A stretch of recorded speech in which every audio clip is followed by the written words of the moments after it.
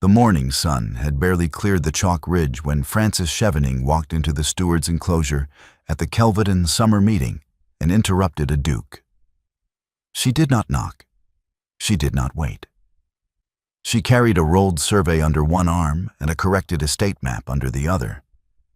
And she had been standing outside that canvas partition for 2 hours, watching 3 stewards and the Duke of Kelvedon make a systematic error in plain sight. The boundary flag was wrong. The course was wrong. And the map they were consulting, she had recognized it from 40 yards, was the Fairfax survey of 1779, which had been superseded before any of those men had drawn their first breath. Frank Chevening was 27 years old and had been demonstrably right about things all her life. And it had never yet made the smallest difference to anyone with the power to act on it. But she was done waiting. The Duke of Kelvedon looked up from the table when she entered, and the 3 stewards looked at her, and the enclosure outside, which had been watching the argument through the open canvas flap, went satisfyingly quiet. The boundary flag, Frank said without preamble, stands on the wrong side of the long barrow. You have placed it at the northern face. The true boundary runs 12 yards south of the northern face, along the old drove line. The map you are using has been incorrect since before any of you could ride. I have the corrected survey here in my own hand, chained and verified. She unrolled it on the table over the Fairfax survey and did not ask permission. The 3 stewards looked at the Duke. The Duke, Tristram Ferrars, 36 years old, renowned across Wiltshire for his horses, his hospitality, and his cheerful refusal to do anything that required sustained application, looked at the survey and then at Frank, and then at the survey again, and said nothing for a moment. "Miss," began the eldest steward. "Chevening," Frank said. "Sir Kesteven Chevening's daughter. He chained this ground in 1804, and I rechained it in 1815. The northern face of the long barrow is not the boundary. The drove line is the boundary. It has always been the drove line." "And you chained it yourself," the Duke said. His voice was pleasant, unhurried. He was looking at her with the particular expression of a man who has been losing an argument for some time and has just been handed fresh ammunition by an unexpected source. "I did," Frank said. "At what age?" 15, and again at 19, and again last spring. The figures agree across all 3 surveys within 4 inches. The Duke looked at the map again. Then he looked at his stewards. Mr. Hallett, the eldest, was already tracing the drove line with one cautious finger, and had the expression of a man who recognized he was wrong and wished he were somewhere else. Mr. Corby had turned slightly pink. Mr. Vane was studying the tent canvas with great attention. "The flag," the Duke said conversationally, "appears to be in the wrong place." "I have been saying so for 2 hours," Frank said. "To the gate man, to Mr. Hallett's secretary, and to Mr. Hallett himself at 8:20, before he went in to consult you." Mr. Hallett said nothing. His complexion had deepened to a color that matched the morning's heat. "You chained it yourself," the Duke repeated. But the pleasantness had acquired an edge of genuine curiosity. 12 yards. 12 yards, 2 feet, and 4 inches. At the northern face, the flag once moving south. The Duke crossed his arms and considered her with the unhurried attention of a man who has nothing urgent to do and has just found something considerably more interesting than a boundary dispute. "You have ridden the ground, of course," he said. "I have measured it." "That is not what I asked." "It is the only answer that matters," Frank said. "I have the chain figures and the bearing marks. You have a map drawn by a man who died before the drove was enclosed. The figures are not in competition with each other. The enclosure outside had accumulated a small and attentive audience, Frank was aware of it the way she was aware of the sun, as a fact of the environment, neither welcome nor unwelcome. "Miss Chevening," the Duke said, and now there was something at the corner of his mouth that was not quite a smile. "You have never once ridden those 11 miles, have you?" "I have no need to ride them. I have measured them." "Measuring a thing," he said, "and riding it are entirely different propositions.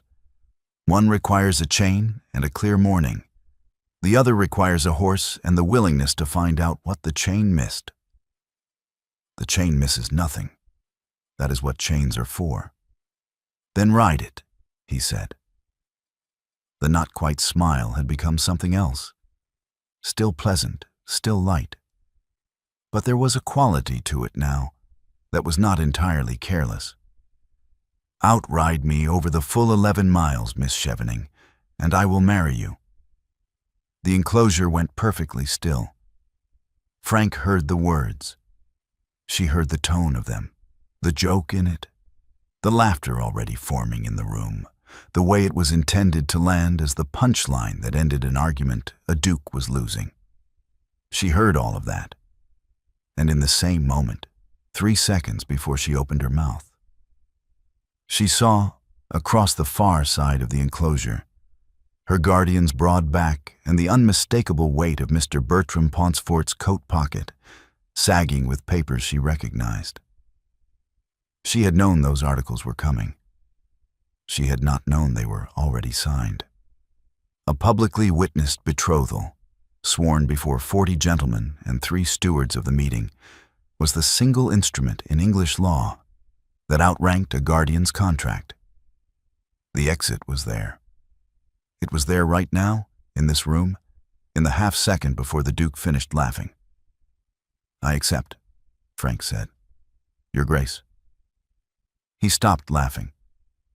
Outside the canvas partition, the Kelvedon summer meeting erupted. 3 seconds after she accepted, Tristram Ferrars watched Frances Chevening walk away. Her survey rolled under her arm, her back straight, her pace entirely unhurried, and made a swift, private assessment. She had seen a duke and taken her shot. It was a story as old as the county itself. He had seen it before from women considerably more practiced than this one. He was not, he told himself, in the least surprised. And he was entirely correct about her motives and entirely wrong about what they meant. The race was set for the following Thursday, over the full 11 miles of chalk downland from the Kelvedon meeting ground to the top of the Long Barrow and back to the pull-up at Chalk Ashton. 12 riders entered. Frank Chevening hired a grey gelding from Bracewell's yard, a solid, plain animal with a good mouth and no objection to early mornings. Paid for 3 days' handling of him herself, and told no one what road she intended to take. She had chained the Lost Drove road herself at 15, on a morning when her father had been too ill to come out. And she had gone alone with a borrowed chain and the stubbornness that had distinguished her since infancy. It had not appeared on any current map since 1770, when the enclosure awards had rerouted the public ways and the drove had simply been forgotten. It was 6 inches shorter than the marked course, measured at the chain, and it ran straight across the high chalk where the going was firm and fast. Frank had been waiting 12 years for a reason to ride it. She came in 3 minutes ahead of the field. The pull-up at the Chalk Ashton ground was crowded and loud when she came through, and the grey was blowing hard but sound, and Frank was concentrating on the pull-down when her right boot jammed in the iron stirrup. The leather had twisted during the descent from the barrow, and the buckle had caught. She was halfway off the saddle and stuck, the grey shifting under her, and she had approximately 2 seconds before the situation became genuinely dangerous. A hand took the grey's head. A second hand closed around her ankle, firm, unhurried, entirely certain of what it was doing, and held her foot in the stirrup at precisely the right angle while she worked the buckle free. The instant her foot came clear, both hands released her. She was on the ground, She turned. The Duke of Kelvedon was already stepping back, his expression entirely composed.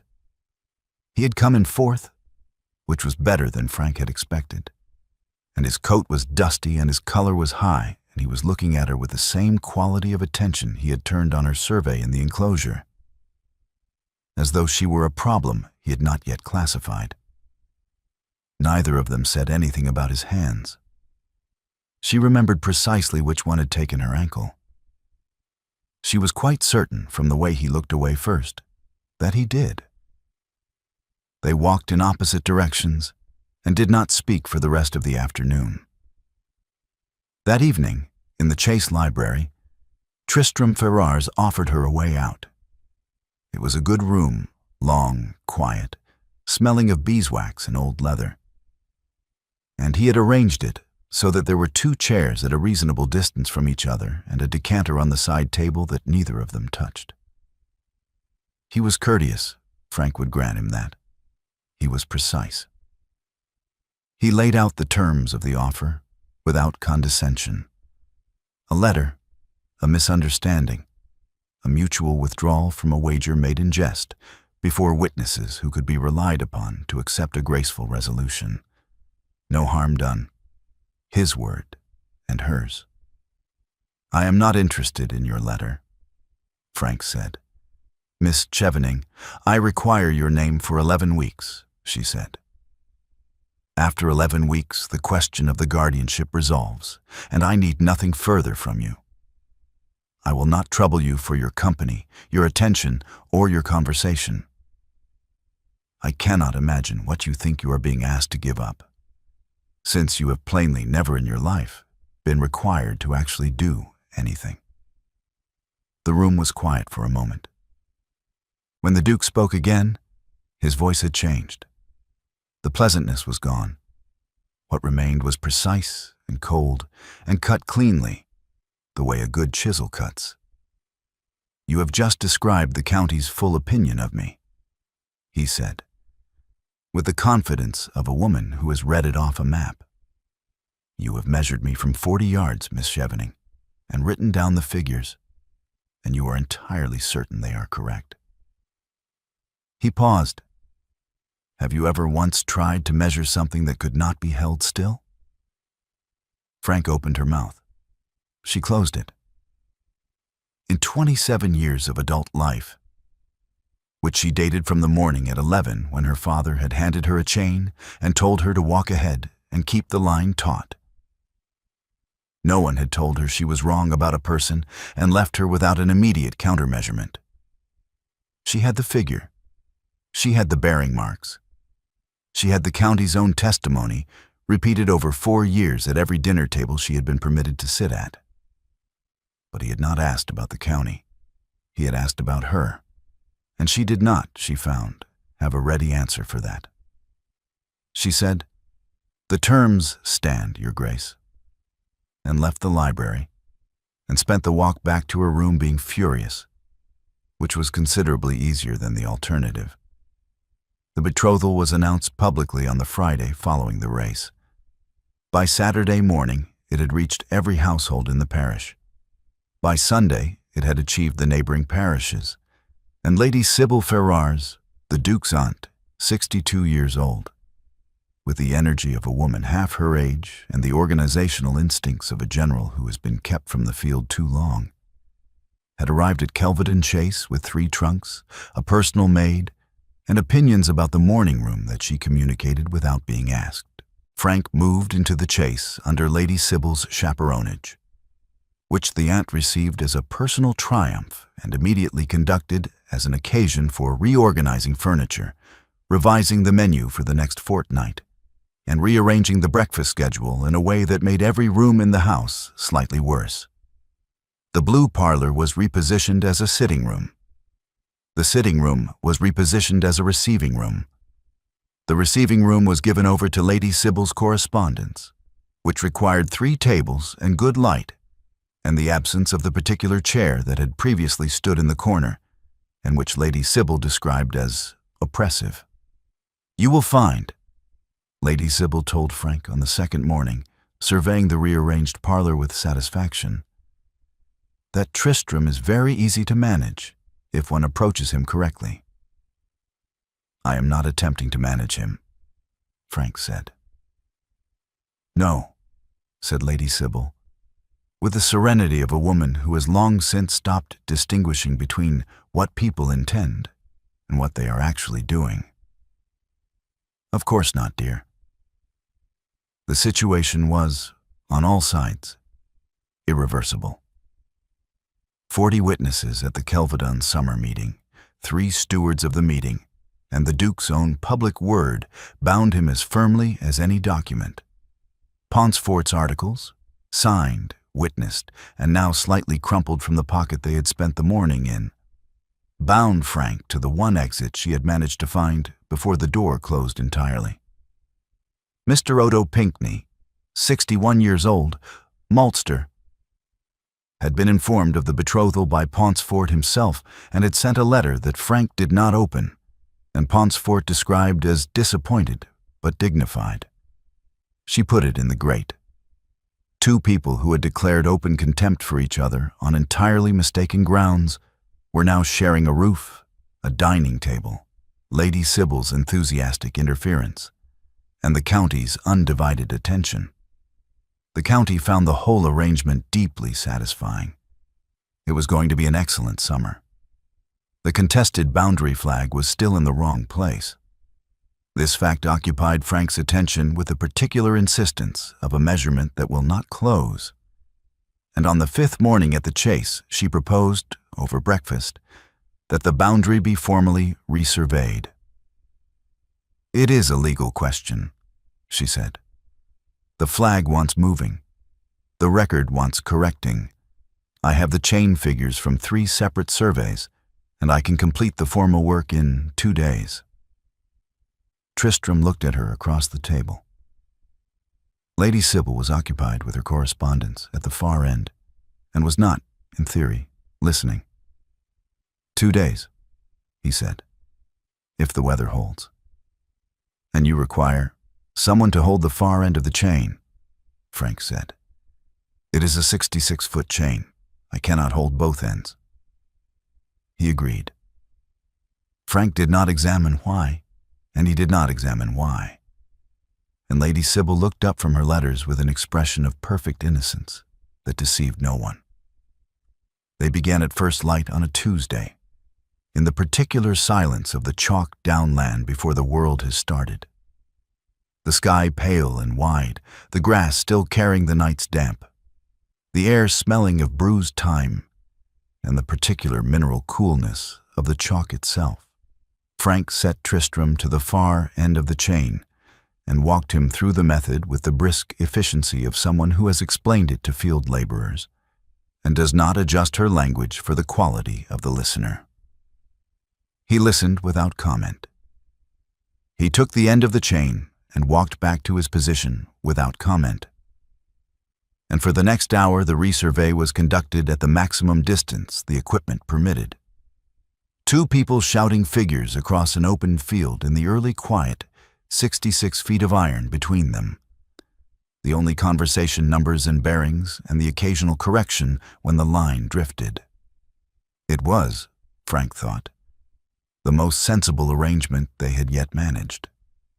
Then he walked the chain in, hand over hand, 66 feet of it, arriving at her end of the line with the iron gathered in loops. And he held out the survey ring, the small iron marker at the chain's end. And she reached for it.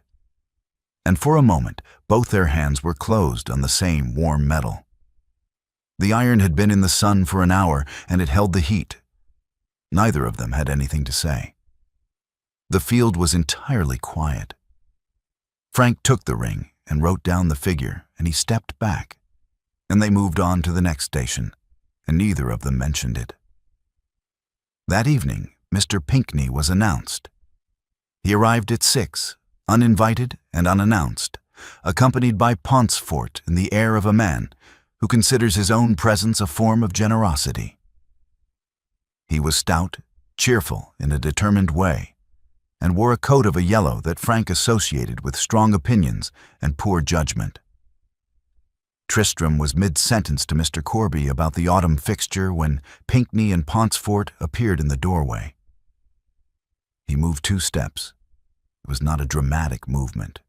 It was not even a particularly large movement. He simply repositioned himself, still speaking to Corby, his attention apparently undivided, his conversation entirely unbroken, and was standing between Frank and the door for the full duration of the introduction.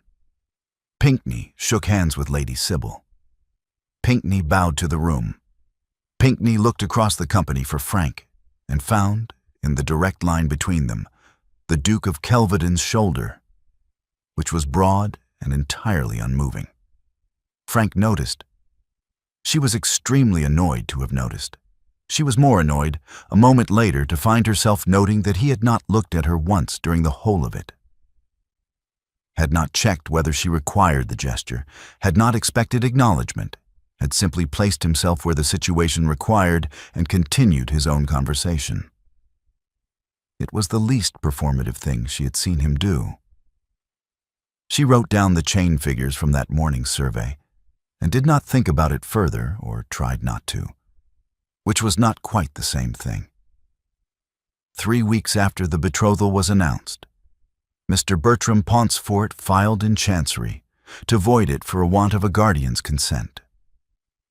Frank read the notice in the solicitor's office in Chalk Ashton on a Wednesday morning. Mr. Graves, the solicitor, read it aloud. He had a careful voice, measured and dry, and when he finished reading, there was a silence in the room that lasted some time. 2 years, Frank said. The suit will take 2 years to resolve in the ordinary course, Mr. Graves confirmed, during which time the betrothal is suspended and your status as Mr. Pauncefort's ward remains intact, Frank said. Yes. She thought of Georgiana. Her younger sister was 22 and still at Bracewell Lodge with Pauncefort, and Pauncefort had a list of requirements for the women in his household that he described as responsibilities, and which were, in Frank's precise assessment, the requirements of a man who has decided that other people exist for his convenience. If the betrothal was voided, Frank returned to the list. When Frank returned to the list, Georgiana moved up it. "What is the defense?" she asked. "Documentary," Mr. Graves said. "The boundary records, the estate title, the original constitution of the guardianship. We will need to examine all of it. The muniment room at the Chase will be our primary resource." Frank was at the Chase that afternoon. She found Tristram in the stable yard and told him, in 4 sentences, what had happened. He listened. When she finished, he said, "The muniment room is open. I will have Wardle bring the keys." It was not a speech. It was not a reassurance. It was the simple, practical answer to the situation, and Frank found it. She would not have said comforting. She did not do comforting. But she found it sufficient. In the muniment room that week, working through the Chase's boundary records by lamplight while the summer evening pressed against the high windows, Frank found what she had been looking for in the estate title and set it aside. Then she picked up a single sheet from the pile. A straightforward record of acreage, plain text, the kind of document she had been reading since she was 12, and placed it in front of Tristram. "Will you read the second paragraph?" she said. "The acreage figure for the north field?" She said it the way she would test a level, without malice, without preparation, the way you put the instrument on the surface and watch what it tells you. He did not read it. She watched his face while he did not. She watched the particular quality of stillness that came into it, not confusion, not the blankness of a man who has lost his place, but something older than that, something that had been practiced for a long time, the performance of a man reading who is not reading. She had seen him do it before, she realized. She had seen it and catalogued it without understanding what she was cataloging.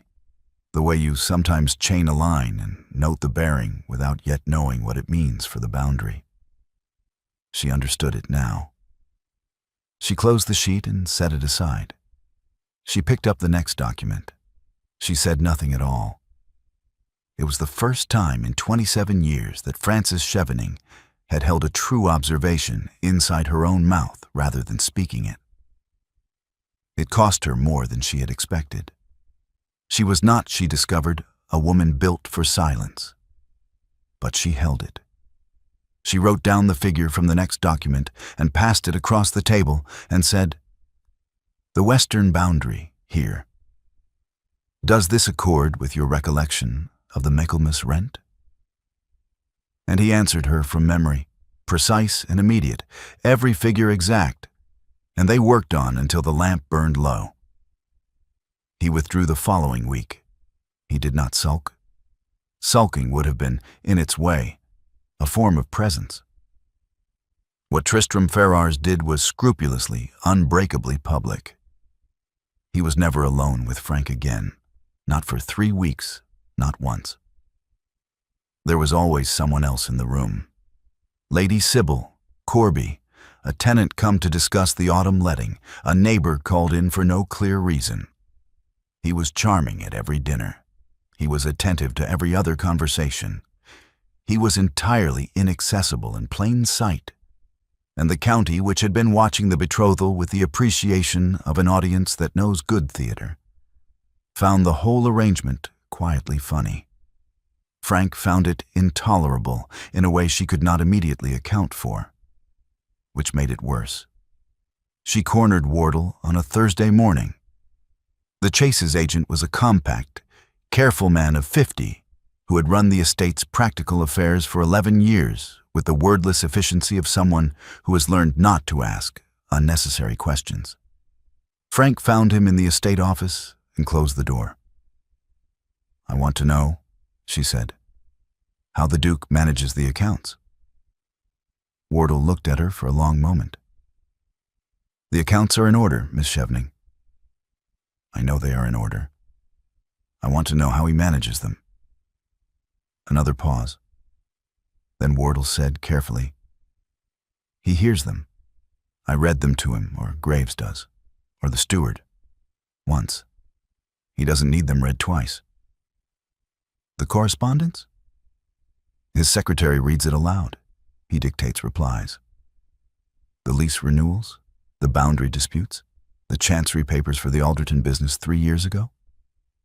Wardle's face had gone very still. "He manages it all," he said. "Every acre, every tenant, every figure. I have worked for the estate for 11 years, Miss Chevening, and I have never once seen him wrong on a number. Not on the rent roll, not on the acreage, not on a date." He paused. "He is not what the county thinks he is. He has never been what the county thinks he is." Frank stood in the estate office for a moment after Wardle finished. The picture it made, 11 years of it, every document read aloud, every paper handled with the careful indirection of a man who has built an entire public character around the fact of never needing to open one, was not the portrait of idleness the county had enjoyed. It was something considerably more demanding. It was the portrait of a man who had decided at 19 what he could not be, and had spent 17 years making the decision hold. Lady Sybil found out on a Friday. Not from Frank. Frank said nothing, but from Wardle's stiff, particular silence, when Lady Sybil asked him, directly, whether the Duke had reviewed the Chancery brief himself. Wardle did not answer. He did not need to. Lady Sybil had known Wardle for 11 years, and she could read a silence as well as any document. She sat down in the rearranged morning room. The oppressive chair was back in the corner. Frank had moved it, and was quiet for a long time. Then she said to no one in particular, "I laughed at him. At my own dinner table for years, I laughed at his idleness." She said it without drama. It was not a performance of grief. It was the plain statement of a woman who has understood too late what she was laughing at. Frank sat down opposite her and said nothing, because there was nothing to say that would improve the situation, and for once she did not feel the compulsion to improve it with a measurement. The following week, Mr. Graves convened a meeting at his office in Chalk Ashton to discuss the Chancery defense. Frank was present. Tristram was present. Wardle attended. Lady Sybil, who had not been invited, arrived 10 minutes after the meeting began and sat down without explanation, and no one asked her to leave. Mr. Graves laid out the requirements of the defense: the boundary records, the estate title, the constitution of the guardianship. And then he paused. With the careful manner of a man approaching a subject he would prefer to approach from a considerable distance, and said that the Duke would need to be examined on oath before the magistrates at the quarter sessions, that the examination would require the Duke to read his own deposition aloud in the magistrate's room, before the county. Nobody in the room said anything for some time. Frank looked at the table. Tristram looked at the window. Lady Sybil looked at her hands. Wardle looked at the door. Then Mr. Graves moved on to the next point, and the meeting continued, and nobody said the thing that everyone in the room was thinking. That same week, Paunceford's solicitor appeared at Bracewell Lodge with a court order and 2 constables, and removed Sir Kesteven Chevening's private survey.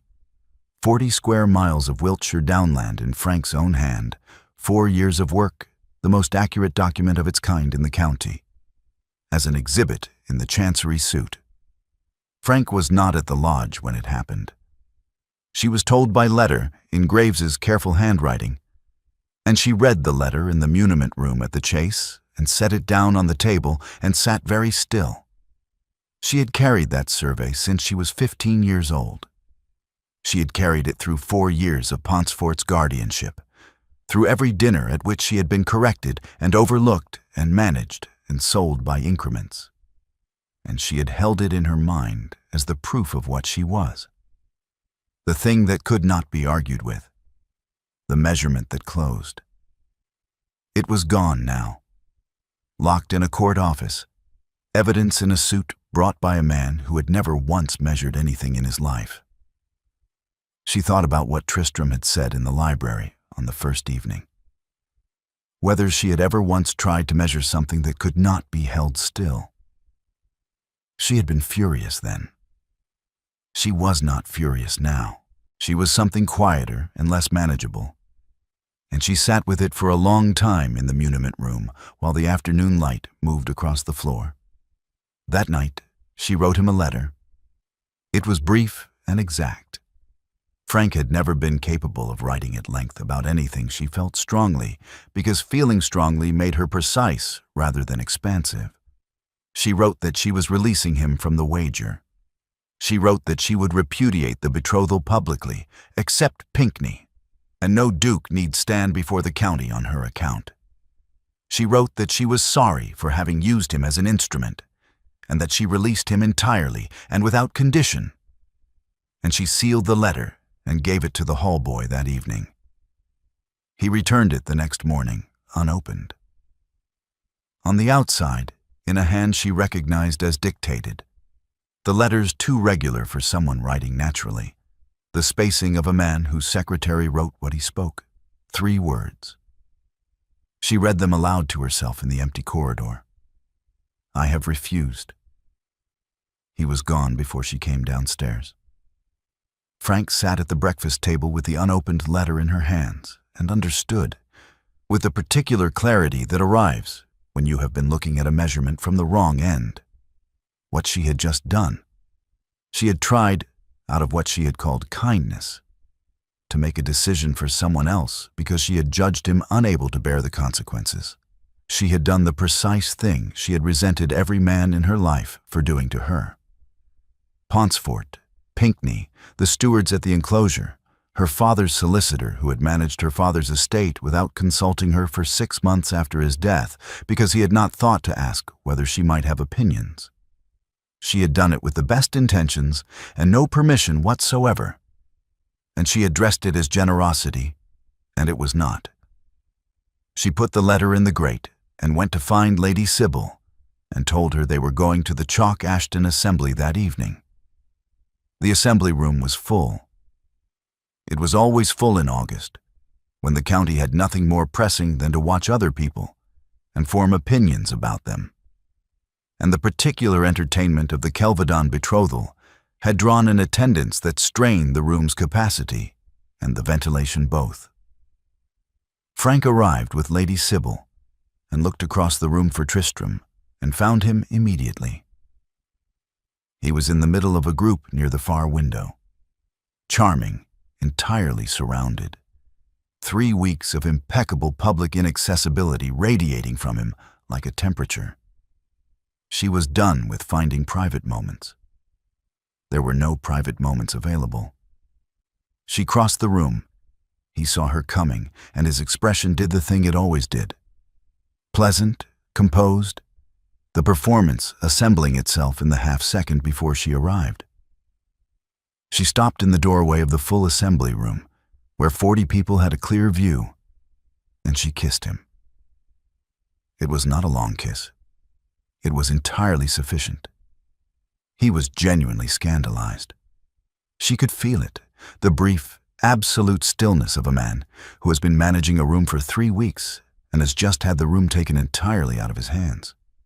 And then, because Tristram Ferrars was a man who, when cornered, committed, he kissed her back, and it was considerably less measured than hers had been, and the room applauded. Lady Sybil, from across the room, raised her glass. The morning of the Chancery examination at the Chalk Ashton Quarter Sessions arrived grey and close, the chalk ridge wrapped in low cloud, the village quiet in the early hour. Frank was dressed and in the corridor outside the magistrate's room by 8:30. Tristram arrived at 20 to 9. She had the paper in her hand. "I found it last night," she said, without preamble, which was the only way she knew to begin. "In the original constitution of Pontefract's guardianship, he was appointed under my father's will. But the will was proved in the wrong jurisdiction. My father's property was in Wiltshire. The probate was filed in Somerset. The guardianship was never properly constituted. It is void from the beginning." She held the paper out to him. "I can pass this to Graves now.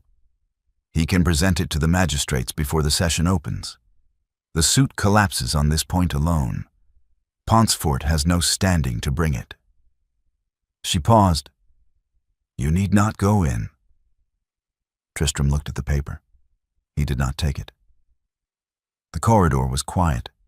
Somewhere inside the magistrate's room, voices were audible, the low preparatory murmur of a room arranging itself for business. "I am giving you the choice," Frank said. "I am not telling you which to take. I am not—" She stopped. "I am trying not to tell you which to take." He looked at her for a long moment. She stood still and held the paper and did not speak, because she had learned in the last 3 months that some things could not be measured from the outside, and that the attempt to do so was not always a kindness. "Keep it for Graves," Tristram said. "He will need it for the close of the session." He straightened his coat. "I am going in." He went in. Frank stood in the corridor and listened. She heard him state his name. She heard the magistrate ask him to read the first paragraph of the deposition. She heard the silence that followed. 3 seconds of it. 5 seconds. The particular quality of a room that has gone very still because something unexpected is happening. Then she heard his voice, clear and unhurried, addressing the room. "I cannot read," Tristram said. "I have not been able to read since I was a boy, and I have administered the Kelvedon estate for 11 years without it. I will give my evidence by speech, if the court will permit it, and I will answer any question put to me directly." A longer silence settled over the room. Then the magistrate's voice. "Proceed, Your Grace." What followed lasted 40 minutes. and Frank stood in the corridor for every one of them and heard every word through the closed door. He gave the full account of the Kelvedon estate from memory. Every tenant by name, every holding by acreage, every rent figure by quarter, every boundary by bearing and measurement, every date of every lease renewal, every dispute and its resolution, every acre of the contested boundary. The same boundary she had chained at 15, the same figures she had put in front of him in the muniment room, the same chain figures she had shouted across 66 feet of open field at first light. He gave it all. He did not falter on a figure. He did not ask for a paper.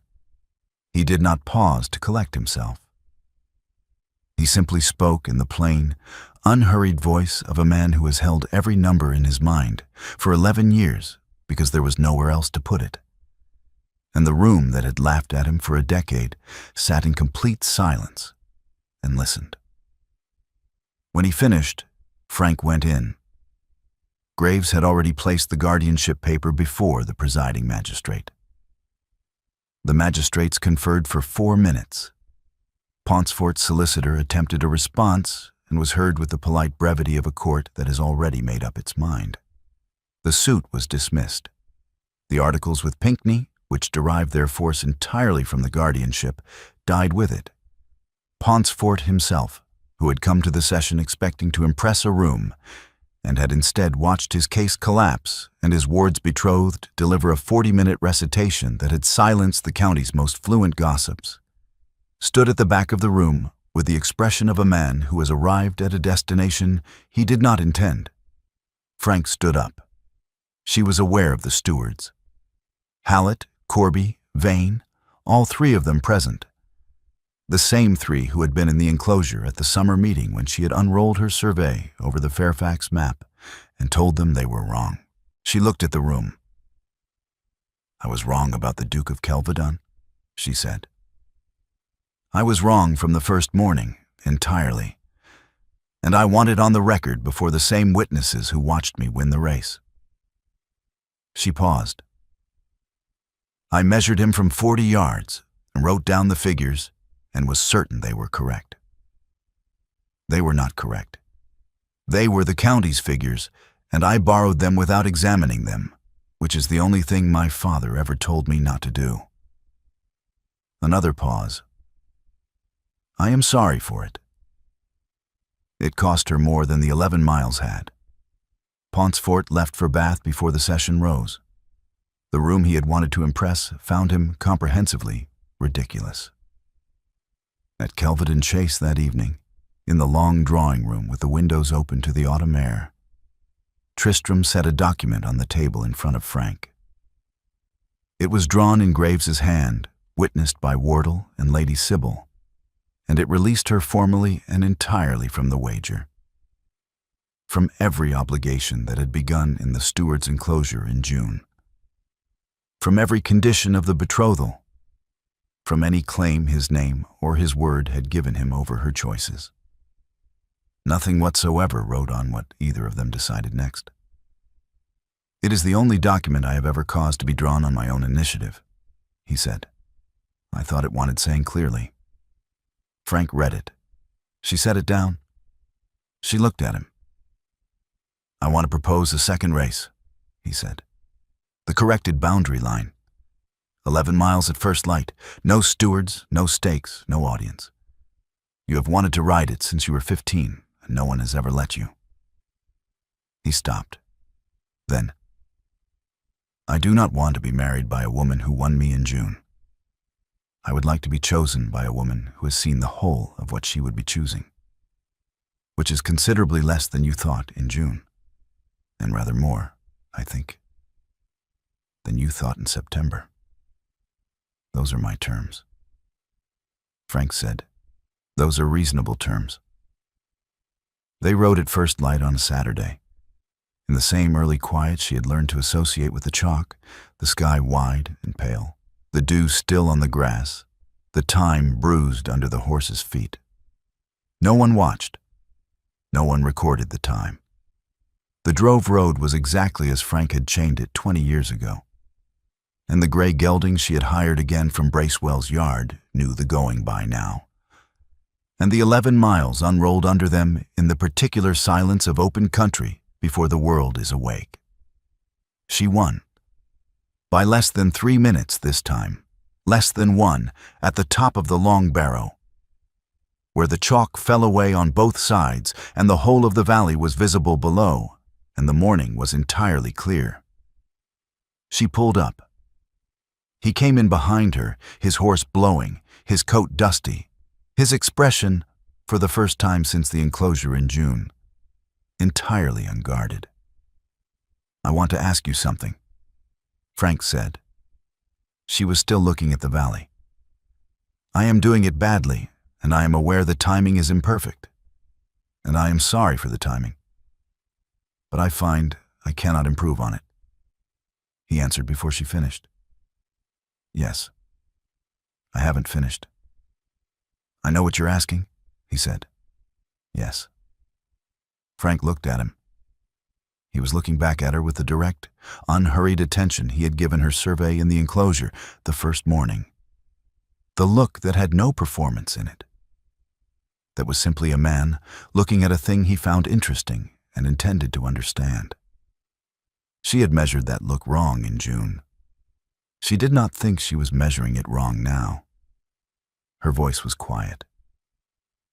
"Yes," she said, because it wanted saying on her side, too. They sat at the top of the long barrow for some time in the autumn morning, in the particular silence of the chalk at first light, and neither of them felt any need to fill it. In the muniment room at Kelvedon Chase, on an afternoon in October, when the light came in low and golden through the high windows, Sir Kesteven Chevening's private survey came back from the Chancery Court and was unrolled across the long table for the first time in 4 years. 40 square miles of Wiltshire downland in Frank's own hand, every chain figure exact, every bearing mark clear, the most accurate document of its kind in the county, and now, at last, her own again. Frank unrolled it and smoothed the edges and began to read the boundary schedule aloud, out of the habit of a lifetime rather than necessity, her finger tracing the lines her father had first taught her to read when she was 11 years old on a chalk hillside with a borrowed chain and the whole of the downs ahead of her. Northfield, eastern boundary, 9 acres and 3 roods. 9 acres, 2 roods, and 14 perches, Tristram said, from across the table. Frank stopped. She looked down at the survey. She measured the figure with her finger against the scale. She checked the chain notation in the margin. He was right. She looked up at him. He was looking back at her across the 40 square miles of her father's work, with an expression that was not quite a smile, but was close enough to one that the difference did not matter. 9 acres, 2 roods, and 14 perches, Frank said, and wrote the correction in the margin in her own hand. Outside the muniment room windows, the chalk downland ran away to the horizon in the autumn light. Every acre of it measured, every boundary placed, every figure held between the two of them. One in ink on paper, one carried in a memory that had never once let a number go. And the evening came on warm and easy over Kelvedon Chase, and the day closed in the particular quiet of a house that has found its shape at last.